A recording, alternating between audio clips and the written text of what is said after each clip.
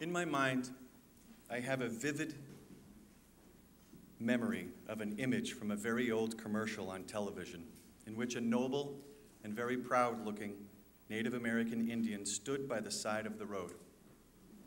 As he stood there, a distinct tear dripped along his cheek as the full picture of his surroundings came into view, with cars whizzing by and tremendous amounts of trash littering the roadside.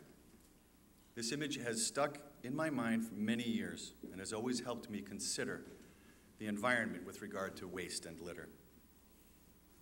I have always had a tremendous amount of respect for Native American Indians. One portion of a Native American Indian prayer reads, "To the Great Spirit, give us hearts to understand, never to take from creation's beauty more than we give, never to destroy wantonly for furtherance of greed, never to deny to give our hands for the building of earth's beauty, never to take from her what we cannot use." There are several things about my human nature that I have come to learn are quite true. I like to be right. And I like to believe that I'm doing the right thing. It takes a good deal of humility for me to admit, mostly to myself, that some particular action or some particular way that I am thinking, that I am engaged in, is not exactly the best way. A good friend told me once, and we debated at length about it, that it is also quite part of my human nature to wish to do that which is best for me and take a kind of hedonistic approach to life, like a plant that bends and twists towards the sun. Sometimes I might rationalize and justify my position or action, even if only to myself. Sometimes I do things in a particular way for a good reason. Changing my way of thinking and learning have always been painful for me and requires that I dig deep for honest, open-mindedness, and a willingness to step outside of myself and look at things from an almost external point of view. The seventh principle that we teach our children in faith development states that we care for Earth's lifeboat. My daughter has read the 7 principles by her own choice for a few years now. And so I know that her world will be viewed differently by her than the one I came to know when I was young. For it is our children who will bear responsibility for Earth's lifeboat long after our generation has moved on. The changes in me that I allude to are not necessarily for my benefit. Everything that we eat, touch, and use to furnish our homes is linked to our health or our physical well-being. Some say that we as a society are playing with our very genetics by choices that we are all collectively making every single day. Our lifestyle choices and their effect on our environment conspire together to create a cycle where we affect the environment and the environment affects us, and so on, as evolution continues without us really being aware of it. All living things are interconnected with the environment in which they live, and therefore we are interconnected to all living things. Being green and making environmentally sound choices has been a hot topic of late and is very timely today as the 40th anniversary of Earth Day approaches on April 22nd. Some see the green movement as the most important activity that we as a people can engage in to repair or at least stem the tide of the detrimental impact that this cycle is having on us as a species. Green choices refer to those that reduce toxic contributions to our environment and reduce our carbon footprint on the earth. It can be so confusing to navigate choices that we each make with regard to products that we choose. How much and at what cost is one choice greater or lesser green than another? Savvy and talented marketers seek to greenwash our minds into thinking one product is a better choice for the environment than another. With all the untested, unregulated, and harmful chemicals in products that surround us, it is no wonder that people get sick.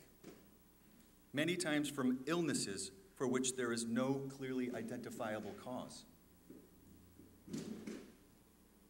Normally, products are not considered to be dangerous until after they have been proven to be harmful. What about claims that are made by companies about their environmental health and safety? There are many shades of greenwashing that companies out there make that are just simply not entirely accurate. Their products may sound or appear to be healing the environment, but they are actually, possibly, trying to take advantage of us. A product labeled eco-friendly, such as a sheet, may have a bit of bamboo in it, which is good. Bamboo is a perennial, grows like a weed, and has excellent renewable characteristics. But that same product may also contain pesticide-intensive inorganic cotton, colored with toxic dyes, treated with formaldehyde and other chemicals to prevent wrinkling, bacteria, and fire, and may have been transported from China using mega amounts of fossil fuels. Perhaps it is wrapped in PVC vinyl packaging, which contains toxins that are known to change the hormonal system and cause cancer. And PVC leaches heavy metals into the landfill and emits dangerous chemicals when incinerated and should be more treated as a hazardous waste. So in this example of an eco-friendly sheet, the singular focus on the bamboo hardly makes it a green product. Uncertified claims, vague claims of greenness, irrelevant claims, claims that are just distractions, and flat-out false claims abound on labels all around us. Greenwashing is a common tactic for marketers to use out there, and claims that are made definitely range from subtle to outrageously obvious. Images with children with happy faces, surrounded by flowers, may distract from the true nature of the ingredients of a product with vague claims that can be immediately disproved by a disclaimer on the very same label. A 25% recycled packaging's label, green claim may be offset by the warning that indicates that if you get it on your skin, you should call poison control immediately. Other products make claims that are clearly too good to be true, and we can't believe the hype.